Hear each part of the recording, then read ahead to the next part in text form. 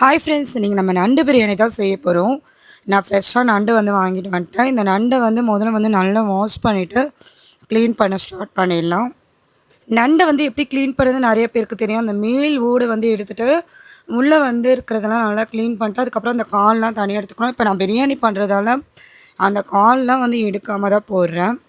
So clean பண்ணிவிட்டும் எல்லாத்தையும் வந்து clean பண்ணிவிட்டேன். நான் வந்து கொஞ்சம் வந்து வறுக்கிறதுக்காக எடுத்து வச்சுருக்கேன். இப்போல்லாம் நம்ம சேனலில் நான் தொடர்ந்து நிறைய வீடியோஸ் வந்து அப்லோட் பண்ணுறேன். ஸோ நிறைய பேர் வந்து கமெண்ட்ஸும் பண்ணுறீங்க. இப்போ நண்டை வாஷ் பண்ணி தனியாக எடுத்துக்கிட்டேன். அதில் வந்து முதல்ல வந்து குக்கரில் வந்து ஆயில் ஆட் பண்ணிக்கிட்டேன். ஆயில் ஆட் பண்ணதுக்கப்புறம் இதில் வந்து நான் வந்து பட்டை, லவங்கம், சோம்பு, முந்திரி, அப்புறம் வந்து ஜாதி பத்திரி இதெல்லாம் வந்து போட்டிருக்கேன் தாளிக்கிறதுக்காக. எண்ணெய் வந்து பார்த்திங்கன்னா மீடியமாக தான் நான் வந்து எடுத்திருக்கேன். இப்போ நான் வந்து ஒரு 5 டம்ளர் அரிசி சின்ன டம்ளரில் வந்து எடுத்திருக்கேன். அதுக்கு வந்து ஒரு 50 கிராம் அளவு எண்ணெய் வந்து எடுத்திருக்கேன். எண்ணெயை நல்லா காய விட்டு எல்லாத்தையும் ஆட் பண்ணிட்டு அது ஃப்ரை ஆக விட்டு ஒரு வெங்காயம் வந்து ஒரு 5 வெங்காயம் எடுத்திருக்கேன். அதையும் நல்லா ஃப்ரை பண்ணி எடுத்துக்கோங்க. அது கூடவே நான் வந்து நீட்டாக மிளகாய் வந்து கட் பண்ணி 2 மிளகாய் சேர்த்துருக்கேன், காரமான மிளகாய். அதுக்கப்புறம் அது நல்லா செவக்க விட்டு ப்ரௌன் கலர் ஆக விட்டு அது கூட வந்து இந்த மாதிரி நல்லா பழுத்த தக்காளி பழம் வந்து ஒரு 3 தக்காளி பழம் வந்து கட் பண்ணி வச்சுருக்கேன் பெரிய சைஸில். அதையும் நல்லா போட்டு வதக்கிக்கிட்டு அது கூடவே நான் வந்து தேவைக்கு ஏற்ற மாதிரி மிளகா பொடி, அப்புறம் வந்து உப்பு இதெல்லாம் வந்து ஆட் பண்ணிக்கிட்டேன். இதெல்லாம் ஆட் பண்ணி வர விட்டு அது கொஞ்சம் நல்லா வதங்கி வரும். உப்பு தேவைக்கு ஏற்ற மாதிரி ஆட் பண்ணிக்கோங்க. நல்லா எல்லாமே வதங்கி வர விட்டு அதுக்கப்புறமா இந்த நண்டு நம்ம க்ளீன் பண்ணி வச்சுருக்கோம் இல்லையா, அதை போட்டுக்கலாம். ஸோ நம்மளோட வீடியோஸ் பார்த்துட்டு நிறைய பேர் வந்து என்னோடய வாய்ஸ் வந்து சரியில்லை அப்படின்னு சொல்லியிருக்காங்க. எனக்கு த்ரோட் இன்ஃபெக்ஷன் ஆகிருக்கு, அதனால தான்.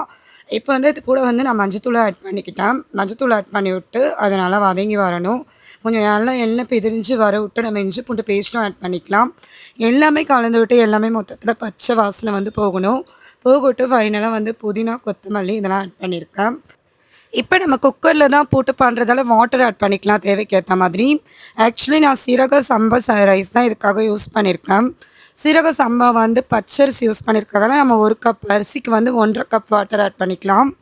ரொம்ப அதிகமாக நம்ம வந்து ஆட் பண்ணோம்னா ரைஸ் வந்து குழஞ்சிடும். ஸோ இப்போ வந்து நம்ம தண்ணி நல்லா கொதித்து வர விட்டு இந்த ரைஸ் போட்டு குக்கர் வந்து மூடிக்கலாம். ஒரு 2 விசில் வந்ததுமே இதை வந்து ஆஃப் பண்ணிடணும். பாருங்கள் ரைஸ் எவ்வளோ உதிரியாக வந்து வந்திருக்குன்னு சொல்லிட்டு சூப்பராக.